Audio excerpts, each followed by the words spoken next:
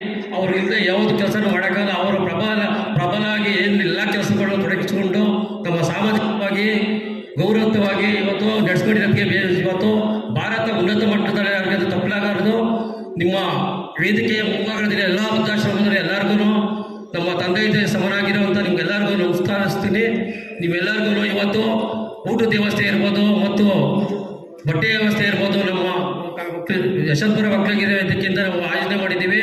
ನೀವೆಲ್ಲರಿಗೂ ಖುಷಿಪಡಿಸ್ತಾ ಇವತ್ತು ಮನೋರಂಜನೆ ಕಾರ್ಯಕ್ರಮ ಮಾಡೋಣ ಅಂತ ನಾವಿಲ್ಲಿ ಹಮ್ಮಿಕೊಂಡಿದ್ದೀವಿ.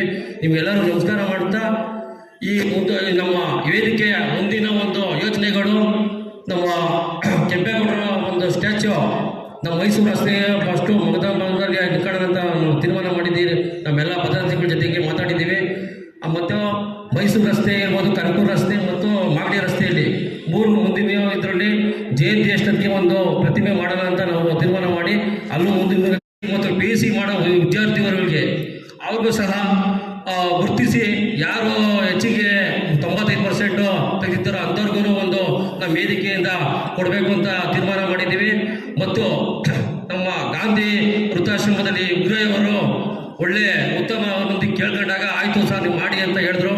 ಅವ್ರಿಗೆ ಇಲ್ಲಿ ಬಂದು ನೋಡಿದಾಗ ನನಗೂ ಭಾಳ ಸಂತೋಷ ಆಯಿತು. ಇಲ್ಲಿನ ವಾತಾವರಣ ನೋಡಿ ಭಾಳ ನಾವೆಲ್ಲ ಬೆಲ್ಲ ಕಡೆ ಹೋಗಿದ್ದೀವಿ, ಆದರೆ ಈ ಥರ ಸ್ವಚ್ಛಯುತವಾಗಿ ನಾವೆಲ್ಲೂ ನೋಡಿರಲಿಲ್ಲ. ಅವರು ಸಪ್ರೇಟಾಗಿ ನೋಡಿ ಆಂಬ್ಯುಲೆನ್ಸ್ ಇದೆ, ಸಪ್ರೇಟಾಗಿ ಎಲ್ಲರಿಗೂ ಅವ್ರಿಗೂ ನೋಡಿದೆ, ಕೈ ಇಟ್ಕೊಂಡು ಅವ್ರಿಗೆ ನಡೆಸ್ತಾ ಇದ್ರು. ಅವೆಲ್ಲ ನೋಡಿ ಇವರು ತಂದೆ ತಾಯಿಗಳು ಇವರೇ ಥರ ಆಗಿ ಮಾಡ್ತಾ ಇದ್ದಾರೆ. ಅವ್ರಿಗೂ ಈ ಸಂದರ್ಭದಲ್ಲಿ ನಿಮಗೆ ಒಳ್ಳೇದಾಗಲಿ ಸರ್, ನಿಮಗೆ ಒಳ್ಳೆ ಕೆಲಸ ಮಾಡ್ತಾರೆ, ಮುಂದಿನ ಸರ್ ನೀವು ಮಾಡಿ ಅಂತ ಹೇಳಿ ಮುಂದಿನ ಕಾರ್ಯಕ್ರಮಗಳು ನಾವು ಈ ಥರ ನೀವು ಪ್ರೋತ್ಸಾಹ ಕೊಡಬೇಕು. ಎಲ್ಲ ಪ್ರೋತ್ಸಾಹ ಕೊಟ್ಟಿದ್ದೀರಾ, ಸಾಕು ಎಲ್ಲ ಪದಾರ್ಥಗಳಿಗೂ ನಾವು ಹೊಂದಿಸ್ತಾ ಎಲ್ಲರೂ ಇದೇ ಥರ ನಮ್ಮ ಸಹಕಾರ ನಮ್ಮ ಸಂಘಕ್ಕೆ ಮಾಧ್ಯಮ ಇರ್ಬೋದು ಅವ್ರಿಗೂ ಈ ಸಂದರ್ಭದಲ್ಲಿ